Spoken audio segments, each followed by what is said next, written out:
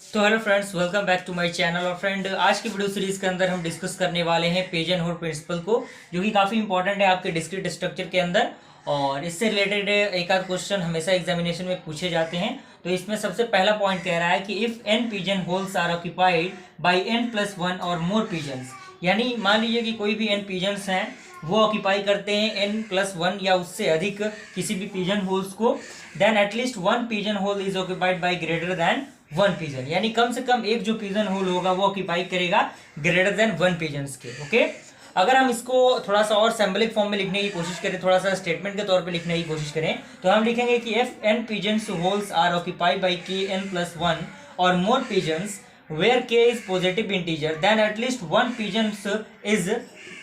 One pigeon hole is occupied by k+1 और more pigeons. तो इस तरीके से हम पिजन होल प्रिंसिपल के स्टेटमेंट को लिखेंगे।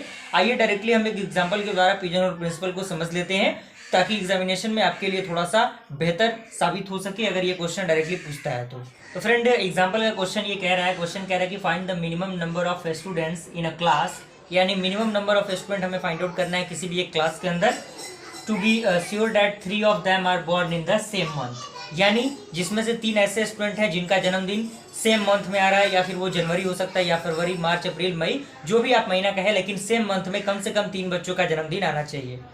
तो उसके लिए n का वैल्यू आपका कितना होगा, 12 होगा, क्योंकि आपको पता है कि महीने कितने होते हैं, 12 होते हैं। आर द पिजन होल्स, तो 12 आपके क्या हो गए, पिजन होल्स हो गए।